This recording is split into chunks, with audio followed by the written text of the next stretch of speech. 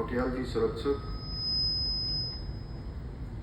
PC Joshi ji, लघु सिंचाई के तिवारी जी, नौटियाल जी, कतूरी जी, बहर जी, नवीन कांडपाल जी, अरविंद सजवाण जी, भरत सिंह डांगी जी एवं मंच पर आसीन हमारे सभी पदाधिकारीगण और पूरे प्रांत से आए हुए हमारे सभी संघों से, उत्तराखंड डिप्लोमा इंजीनियर महासंघ के सभी प्रतिनिधिगण, मैं सबसे पहले तो क्योंकि आज आपका बहुत यहाँ पर सांस्कृतिक कार्यक्रम भी होंगे और आप सब मेरा और अन्य लोगों का स्वागत भी करना चाहते थे, लेकिन आप सबको पता है कि कल एक बहुत भीषण दुर्घटना हो गई और उस दुर्घटना में अनेक लोग हताहत हो गए। मैं सबसे पहले तो उन सभी दिवंगत आत्माओं को अपनी भावपूर्ण श्रद्धांजलि अर्पित करता हूँ और भगवान से प्रार्थना करता हूँ कि जो कल की घटना में हताहत हुए उन सभी को भगवान अपने श्री चरणों में स्थान दे और उनके पारिवारिक जनों को, उनके सभी मित्रों को एक असमय बड़ा कष्ट आया है, उन सभी को इस कष्ट को सहन करने की शक्ति प्रदान करे और ईश्वर से प्रार्थना करता हूँ कि दिवंगत आत्माओं को अपने श्री चरणों में स्थान दे। उसके कारण से, क्योंकि इस दुर्घटना के कारण से आज अधिकांश कार्यक्रम मैंने भी अपने निरस्त कर दिए हैं, लेकिन क्योंकि आप सब लोग पूरे प्रांत भर से आए थे और कार्यक्रम आगे भी नहीं हो सकता था और ऐसा अवसर था कि इतनी बड़ी संख्या में और सभी लोग अपनी अनेक प्रकार के नियोजन करके अपने कार्यक्रमों को व्यवस्थित करके आप सब अधिवेशन में पहुंचते हैं, महाधिवेशन में, इसलिए मैंने सोचा कि आप सबके बीच में जरूर मैं पहुंचूं।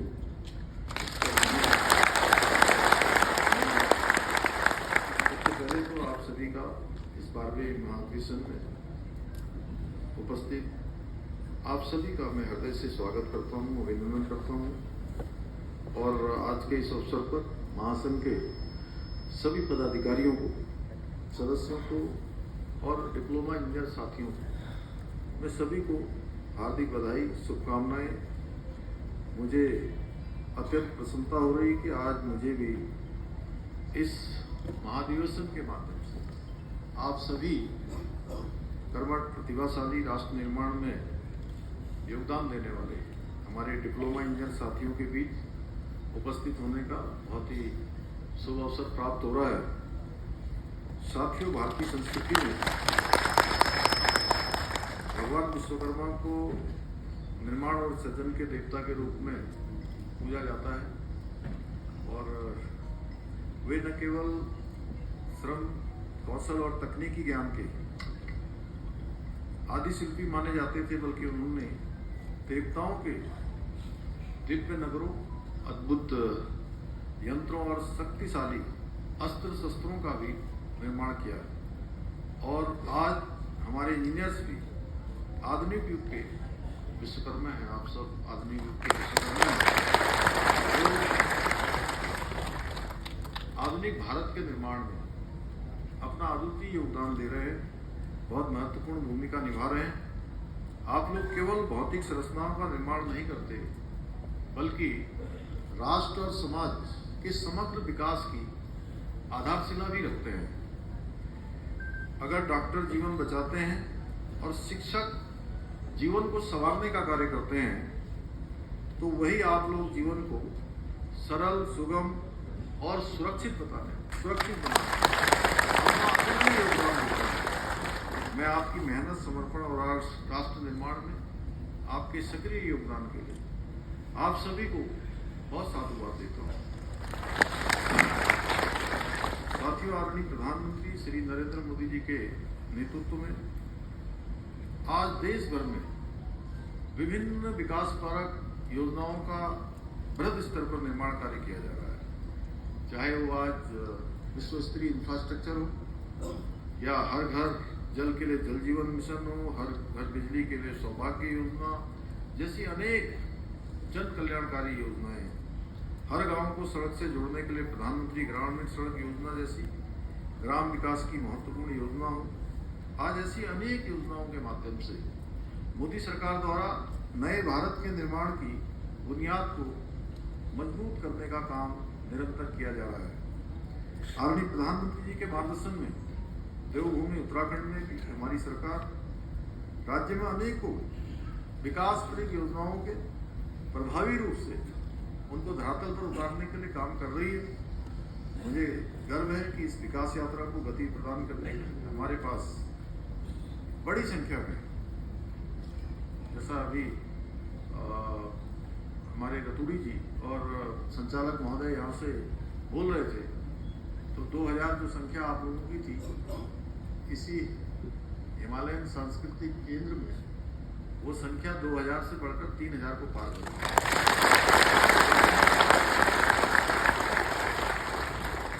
इतनी बड़ी संख्या में आप जैसे कुशल, कर्मठ और समर्पित हमारे डिप्लोमा इंजीनियर हैं, जो अपने परिश्रम, तकनीकी दक्षता और प्रतिबद्धता से इन सभी योजनाओं को धरातल पर उतारने का कार्य कर रहे हैं। साथियों, हमारी सरकार डिप्लोमा इंजीनियर्स की समस्याओं के समाधान और हितों के लिए सदैव प्रतिबद्ध है। मुझे भली भांति ज्ञात है, कई बार आपको अपनी कुछ न्यायोचित मांगों को पहले के सालों में लगातार संघर्ष करना पड़ता था, पर मेरा सदैव से प्रयास रहा है कि आपकी सभी मांगों को गंभीरता से सुना जाए। आज भी रतूड़ी जी ने लगभग 27 सूत्रीय एक मांग पत्र यहाँ पर पढ़ा है। इन सभी पर मैं आप सबको भरोसा दिलाता हूँ। हमारे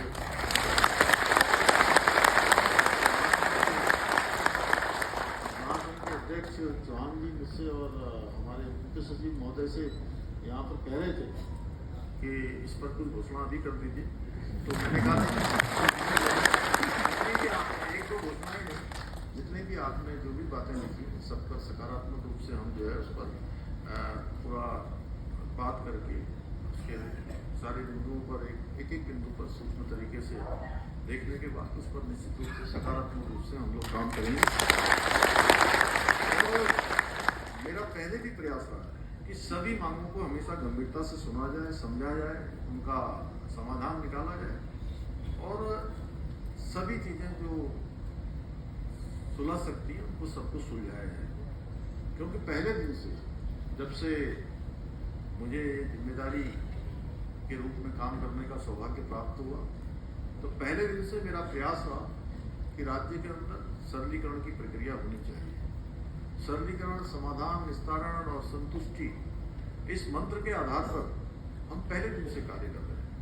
अब मेरा तो आप सबसे भी अनुरोध रहेगा कि आपके सामने भी बहुत सारी जटिलताएं आती हैं, बहुत सारे काम करने में बहुत प्रकार की चुनौतियों का सामना करना पड़ता है। उसमें हमको सरलीकरण का मंत्र हर एक स्थान पर जो है लागू करना है और सरलीकरण के लिए उसका रास्ता देश काल परिस्थिति के अनुसार हम सबको भी निकालना है। साथियों, हमारी सरकार ने यहाँ एक विभिन्न अभियंत्रण विभागों में कार्यरत कनिष्ठ अभियंताओं, अपर सहायक अभियंताओं महान भत्ते में वृद्धि की है। वहीं हमने पहली बार सहायक अभियंताओं को 4,000 रुपये वाहन भत्ता भी अनुमोदित किया है। साथ ही लगभग 1,000 कनिष्ठ अभियंताओं को 10 वर्ष की निरंतर सेवा के उपरांत उच्च वेतनमान का लाभ भी प्रदान हम कर रहे हैं। यही नहीं, हमने कनिष्ठ अभियंताओं और अपर सहायक अभियंताओं के पदों में चली आ रही वेतन विसंगतियों को दूर करने का कार्य भी किया है। आज के इस अवसर पर मैं सभी को ये आश्वस्त करना चाहता हूँ कि आगे भी हमारी सरकार समस्याओं के समाधान और अधिकारों की रक्षा के लिए हर संभव प्रयास करेगी। आप सभी अवस्था हमारे राज्य की जो बहुत कठिन भौगोलिक परिस्थिति है, उसके बावजूद भी आप अपनी जिम्मेदारियां बहुत निष्ठा के साथ, समर्पण के साथ और पूरी दक्षता और कौशल के साथ निभा रहे हैं। हमारे पर्वतीय क्षेत्रों में काम करना तकनीकी चुनौती ही नहीं है, बल्कि धैर्य, संकल्प और समर्पण की भी एक परीक्षा है। लेकिन आप सभी ने अपने परिश्रम, जज्बे और तकनीकी कुशलता से असंभव को संभव करके दिखाया है। ये आपकी प्रतिबद्धता का परिणाम है कि आज दुर्गम और सुगम क्षेत्रों में भी विकास की धारा पहुंच रही है। सुदूर क्षेत्रों में जहां पर विकास पहुंचना बहुत कठिन था, आप सबके प्रयासों से आज वहां विकास की धारा ही नहीं पहुंच रही है, बल्कि विकास की गंगा वहां तक पहुंच रही है। मैं इस अवसर पर आप सबसे ये कहना चाहता हूँ, आह्वान करता हूँ आप सभी का, आप सभी ये सुनिश्चित करने का प्रयास करें कि प्रत्येक योजना, प्रत्येक परियोजना न केवल समयबद्ध रूप से पूर्ण हो, बल्कि उनका लाभ समाज के अंतिम छोर में खड़े हुए व्यक्ति को मिले। क्योंकि अंत्योदय का सिद्धांत यही सिद्धांत है कि समाज के अंतिम छोर में रहने वाले व्यक्ति तक सब सुविधाएं पहुंचे, हमारा शासन पहुंचे, हमारी व्यवस्थाएं पहुंचे, सरकार पहुंचे। और उसका सबसे अच्छा माध्यम आप सब है, क्योंकि आप सब जब निर्माण करते हैं, आप सब सड़क बनाते हैं, अन्य उपक्रम करते हैं, तो विकास की धारा वहां तक पहुंचती है। भाई बहनों, अनेक चुनौतियां हमारे राज्य के अंदर है, जहां हमको पर्यावरण संरक्षण में भी अपना योगदान देना है, इकोलॉजी की भी चिंता करनी है। वहीं हमको इकोलॉजी और दोनों में संतुलन बनाते हुए, विकास में संतुलन बनाते हुए हमको काम करना है। हमको विकास भी करना है और इकोलॉजी की भी चिंता करनी है। इकोनॉमी और इकोलॉजी दोनों में समन्वय बनाते हुए, और आज हमारे विकास की जो दिशा है, हमारे द्वारा जो काम किए जा रहे हैं, वो ठीक प्रकार से आगे बढ़ रहे हैं। इसका प्रमाण है कि नीति आयोग 2024 की इंडेक्स में, भारत सरकार के नीति आयोग की इंडेक्स 2024 में हमको पूरे देश के अंदर पहला स्थान प्राप्त हुआ।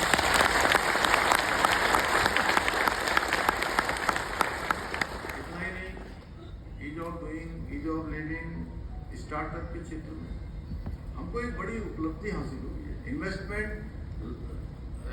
लाने वाले प्रदेशों में, इन्वेस्टमेंट जहां ज्यादा हो रहा है प्रतिशत में, उसमें भी हमारे राज्य का देश के अग्रणी राज्यों में नाम आ रहा है। आज हम जो भी नियम बना रहे हैं, जो भी फैसले ले रहे हैं, वो फैसले पूरे देश के लिए एक तरह से उदाहरण बन रहे हैं। अगर मैं कहूँ आपको कि हमने हमारे प्रदेश को देश की आज़ादी के बाद पहला राज्य होने का गौरव प्राप्त हो गया है। हम पूरे देश के अंदर पहले ऐसे राज्य हैं जहां रहने वाले हर एक धर्म, हर एक पंथ, हर एक समुदाय, हर एक जाति के लोगों के लिए एक समान कानून, समान नागरिक संहिता लागू है। उसमें रजिस्ट्रेशन की प्रक्रिया चल रही है। आप सब लोगों में से भी अगर कोई इस कानून के पहले से अगर रजिस्ट्रेशन, जिन्होंने विवाह का पंजीकरण इत्यादि नहीं किया है, तो उसको हम लोगों ने जुलाई माह तक बिल्कुल निःशुल्क रखा गया है। कोई शुल्क नहीं है, आप उसमें अपना रजिस्ट्रेशन करवा सकते हैं, क्योंकि वो सामाजिक सुरक्षा के लिए भी जरूरी है। अनेक प्रकार के हमने उसमें प्रावधान किए हुए। इसी प्रकार हमने नकल का कानून राज्य के अंदर लागू किया। आप सब लोग जानते हैं, पहले नकल की एक बड़ी चुनौती हमारे सामने थी, और सामान्य परिवारों में पैदा होने वाले जो बेटे और बेटियां उन माता पिता के होते थे, उनकी प्रतिभा और क्षमता के साथ न्याय नहीं होता था। नकल माफिया हावी रहते थे, और जब भी परिणाम आते थे परीक्षाओं के, तो जो प्रतिभा, क्षमतावान, योग्यता वाले जो हमारे राज्य के भाई बहन होते थे, उनका चयन में कहीं नंबर नहीं आता था। चयन होता था जो नकल माफियाओं से साठगांठ करते थे, और नकल माफिया भी बड़े स्तर पर इस कार्रवाई पे लगातार अनेक अनैतिक काम करके तमाम प्रकार से अनुचित संसाधनों का अनुचित प्रयोग करके कभी नकल करवाते थे, पेपर लीक करते थे, पेन ड्राइव पे नकल करते थे, जहां पेपर छपता है वहीं से पर्चा आउट कर देते थे। भाइयों बहनों, ये प्रकरण जैसे ही मेरे सामने आया, और हमने कहा कि ये हमारे नौजवानों से, युवाओं से, भविष्य के कर्णधारों से जुड़ा हुआ प्रश्न है, गरीब माता पिता के बेटे बेटियों से जुड़ा हुआ विषय है, इसका समाधान होना चाहिए। लेकिन हम जब समाधान करने के लिए आगे बढ़े, तो उसके लिए हमको बहुत चुनौतियों का सामना भी करना पड़ा। जो नकल माफिया थे, तमाम प्रकार से जो अपराधी गिरोह थे, जो इस पूरे अपराध में संलिप्त थे, जिनका बहुत बड़ा कारोबार था, वो हमारे नौजवानों को, युवाओं को उन्होंने बरगलाने का भी काम किया। उन्होंने उनको उत्तेजित करने का काम किया, सड़कों पर धरना प्रदर्शन इत्यादि करवाने के लिए उनको आगे किया, अपनी ढाल बनाने का प्रयास किया, उनको गलत दिशा में ले जाने का प्रयास किया। लेकिन हमने कहा कि चाहे हमको कितनी भी चुनौतियों का सामना क्यों न करना पड़े, कितना भी जो है हमको संघर्ष क्यों न करना पड़े, लेकिन हम अपने राज्य के उन गरीब माता पिता के बेटे बेटियों और हमारे कर्णधारों के साथ किसी भी कीमत पर ये अन्याय नहीं होने देंगे। उनके जीवन के साथ, उनके भविष्य के साथ कोई खिलवाड़ नहीं होने देंगे। और हमने तय किया, संकल्प लिया कि हम नकल माफिया के खिलाफ कार्रवाई करेंगे। नकल माफिया के खिलाफ कार्रवाई करी और 100 से ज्यादा नकल माफियाओं को जेल की सलाखों के पीछे भेजा। उसके बाद हमने पूरे देश भर का अध्ययन किया और अनेक प्रकार के समीक्षा करने के बाद, अनेक सूक्ष्म बिंदुओं का विश्लेषण करने के बाद हमने जो नकल का कानून राज्य के अंदर बनाया, वो नकल का कानून आज पूरे देश के लिए एक उदाहरण बन गया है।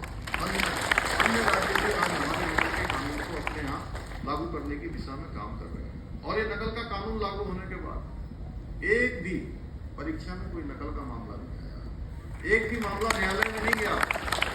और जब परिणाम आ रहे हैं तो मुझे कहने की आवश्यकता नहीं है। आप सब देखते हैं कि वही गरीब माता पिता के बेटे और बेटी जो कई सालों से परीक्षाएं दे रहे थे, उनका चयन नहीं हो रहा था। अब उनका चयन एक साथ 4-4 और 5-5 परीक्षाओं में, क्योंकि अब चयन का आधार नकल माफिया से साठगांठ होना नहीं है। अब चयन का आधार नकल करना नहीं है। अब चयन का आधार पेपर लीक करना नहीं है। अब चयन का आधार पेन ड्राइव से नकल होना नहीं है। अब चयन का आधार केवल और केवल है योग्यता, प्रतिभा और क्षमता। उसके आधार पर इसी का परिणाम है कि आज 23,000 से अधिक चयन की प्रक्रियाएं संपादित हो चुकी है, सफलतापूर्वक संपन्न हो गई है। और ये क्रम हमारा अनुगत रूप से आगे चल रहा है। इसी प्रकार हमने अनेक नवाचार और भी किए हैं। हमने यहाँ बड़े स्तर पर यहाँ जो अतिक्रमण था, उस अतिक्रमण को हमने हटाया है। जो एक लैंड जिहाद था, लैंड जिहाद के खिलाफ कार्रवाई करी है। राज्य के मूल स्वरूप के साथ खिलवाड़ न, हमने भू कानून यहाँ लागू किया है। दंगा रोकने के लिए दंगा रोधी कानून हमने लागू किया है। धर्मांतरण रोकने के लिए धर्मांतरण रोधी कानून लागू किया है। अनेक विकास के मामले में हम नवाचार कर रहे हैं। आप सब अभियंता हैं, आप देख रहे होंगे देहरादून में लखवाड़ बांध कई सालों से, कई दशकों से कि लखवाड़ बांध बनेगा, इसकी प्रतीक्षा लोग कर रहे थे। लेकिन वो काम भी अगर कहीं स्वीकृति पर आया, उसके लिए भी हमको मंजूरी मिली, तो प्रधानमंत्री मोदी जी के और आज हमारा लखवाड़ बांध निर्माणाधीन प्रक्रिया में देहरादून शहर हमारा जो राजधानी है, आने वाले 50 सालों तक यहाँ पर जल का कोई संकट न हो, पेयजल का कोई संकट न हो। सौंग डैम लंबे समय से प्रतीक्षा हो रही थी। आइए बहनों, आप हमारा सौंग डैम भी अब निर्माणाधीन प्रक्रिया में आ गया है। हल्द्वानी में तराई भाबर की महत्वपूर्ण योजना जमरानी बांध परियोजना, मैं बहुत छोटा था, मुझे ध्यान है, आज से 35 साल 40 साल पुरानी बात है। तब भी लोग कहते थे जमरानी बांध बनेगा, तराई भाबर की पानी की समस्या का हल होगा। और कल बंशीधर भगत जी मेरे साथ थे, तो बातों बातों में मुझे कह रहे थे कि इसके लिए तो मैं धन्यवाद कर रहा हूँ आपको कि हमारा जमरानी बांध बनेगा और जमरानी बांध को भी स्वीकृति मिलेगी। आप देख रहे होंगे हमारे अनेक रास्ते, आज दिल्ली से देहरादून एलिवेटेड रोड का काम तेजी से चल रहा है। आप सबको भी सुविधा होने वाली है राष्ट्रीय राजधानी जाने के लिए। और अब लोग हवाई सेवा का जो उपयोग है वो बहुत कम कर देंगे। और मैं तो नितिन गडकरी जी से कह रहा था कि नितिन गडकरी जी आए थे, मैंने कहा भाई साहब आपके इस सड़क के निर्माण की प्रक्रिया जैसी पूरी हो जाएगी, निर्माण ये रोड हमारी चालू हो जाएगी, तो ऐसा ना हो कि देहरादून दिल्ली की फ्लाइटें बिल्कुल कम हो जाए, क्योंकि 2.5 घंटा लगती है यही देहरादून शहर में। हम यहाँ पर आप देख रहे होंगे, आप हमको अब जाम की समस्या का सामना करना पड़ता है। जाम होता है जी, अखबार वाले भी मुझसे पूछते हैं, हमारे नव प्रभात जी यहाँ बैठे हैं, परसों कहाँ हैं, दिखाओ नव प्रभात जी कहीं दिख रहे थे। यही पूछ रहे थे वहाँ पर अभी कि पार्टी कार्यालय में प्रेस कॉन्फ्रेंस हो रही थी प्रधानमंत्री जी के इन स्वर्णिम 11 वर्षों के पूरे होने के उपरांत, तो कह रहे थे बहुत जाम हो गया जी। अब जाम सब जगह है, यहाँ भी जाम है, देहरादून भी जाम, मसूरी भी जाम, ऋषिकेश भी जाम, हरिद्वार, रुड़की, रामनगर, हल्द्वानी, रुद्रपुर और वहाँ कैंची धाम के कारण से बड़ा वहाँ भी बड़ी संख्या में लोग आने लगे, तो उसके कारण से पूरे कुमाऊं के लोग घर कह रहे हैं ऊपर भी जो है हमको बड़ी जाम की समस्या का सामना करना पड़ रहा है। हम इसके लिए कुछ अल्पकालिक कि जिसके तत्कालिक रूप से जाम की समस्या से छुटकारा मिले। अब संख्या में इतनी बड़ी आ रही है, देखिए संख्या बहुत बड़ी आ रही है। मैंने अभी कल रिकॉर्ड निकाला कैंची धाम का कि पिछले सालों तक पूरे साल भर में 8 लाख लोग आते थे, 7 लाख लोग आते थे। अब संख्या हो गई उनकी जो है जाकर 24 लाख 25 लाख। तो आप स्वयं अंदाजा लगा सकते हैं। फिर आगे का जाने वाला बागेश्वर, अल्मोड़ा, रानीखेत, पिथौरागढ़, गंगोलिया, धारचूला तक के लोग, वो सब चौक हो जाते हैं। समस्या है। देहरादून में भी लोगों को बहुत समस्या, हरिद्वार से देहरादून, देहरादून से मसूरी जाने में या ऋषिकेश जाने में या यहाँ से आगे जाने में बड़ी समस्या है। अब संख्या इतनी आ रही है, हमने तो भारत सरकार के नीति आयोग में भी निवेदन किया कि हमको एक साल में जो है 8 करोड़ के लगभग लोगों का यहाँ पर हर प्रकार से उनके लिए व्यवस्थाएं करनी पड़ती है, हर प्रकार का नियोजन करना पड़ता है, चाहे पेयजल हो, आवास हो, यातायात हो, पार्किंग हो, परिवहन हो, सभी व्यवस्थाएं हमको संचालित करनी पड़ती है। तो ये संख्या लगातार बढ़ रही है और देहरादून में एलिवेटेड रोड बनने के बाद तो ये संख्या हमारी जो है आज के मुकाबले 4 गुना होने वाली है। इसलिए हम अगले आने वाले 10 साल, अगले आने वाले 25 साल वो पूरी दीर्घकालिक योजना पर काम कर रहे हैं। और मैंने भारत सरकार में निवेदन किया था प्रधानमंत्री जी से और सड़क परिवहन मंत्री जी से कि हमको देहरादून शहर को जो है चौक होने से बचाना है। तो रिस्पना और बिंदाल पर हमने एलिवेटेड रोड का प्रस्ताव भारत सरकार के समक्ष रखा। उन्होंने हमको इसकी स्वीकृति प्रदान की। मैं अगर परियोजनाएं गिनाने लगूंगा तो यहाँ पर बहुत टाइम लग जाएगा। मैं आज सच में आपके सामने बहुत बात करने नहीं आया था, केवल आप लोगों को शुभकामना देने और आप सबसे भेंट करने के लिए आया था। ये सब बातें कभी हम लोग फिर से कर लेंगे। तो केवल आप सब लोगों से यही कहना चाहता हूँ कि आप सब अपने अपने कर्म क्षेत्र में पूरी ईमानदारी के साथ काम करिए, पूरी मेहनत और समर्पण के साथ काम करिए, क्योंकि आज हमारा राज्य पूरे देश में हर क्षेत्र में एक मॉडल बन रहा है। हर क्षेत्र में हमारा उदाहरण पूरी दुनिया भारत के अंदर जा रहा है और भारत के अंदर ही नहीं दुनिया के अंदर रहने वाले जो हमारे प्रवासी भाई बहन हैं, जो जिनका पैतृक मूल स्थान हमारे यहाँ है, उनके पूर्वजों का स्थान है, आज वो भी गौरवान्वित हो रहे हैं कि हमारे पूर्वजों का राज्य, हमारा पैतृक राज्य जहाँ से हमारी जड़ें जुड़ी हुई हैं, वो तेजी से प्रगति कर रहा है। तो उनको वो भी योगदान दे रहे हैं। संपूर्ण भारत में जो है कहीं ना कहीं हमारे राज्य का नाम किसी भी क्षेत्र में आप भारत सरकार की बैठकों में प्रतिभाग करते होंगे तो हर एक मामले में हम जो है किसी में पहले नंबर पर, किसी में दूसरे पर, तो किसी में तीसरे पर, 1, 2, 3, 4, 5 में से कहीं ना कहीं हमारा स्थान आ रहा है। तो इसलिए अब हमारी जिम्मेदारी और बढ़ जाती है। बेरोजगारी दर भी हमारी 4.5% की इसमें कमी आई है। ऐसे अनेक काम आज हो रहे हैं। देखिए आज रेल के क्षेत्र में इतने काम हो रहे हैं। रेल हमारी कर्णप्रयाग ऋषिकेश की रेल लाइन का काम चल रहा है।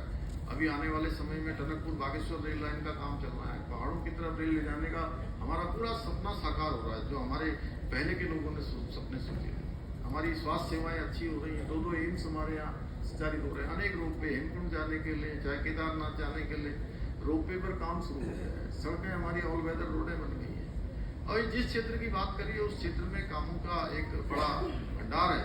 तो इसलिए मैं आज के अवसर पर बहुत ज़्यादा न कहते हुए आप सब अभियंता साथियों से यही कहना चाहता हूँ कि हमारी सरकार उत्तराखंड को देश का अग्रणी राज्य बनाने के अपने विकल्प रहित संकल्प के साथ निरंतर कार्य कर रही है।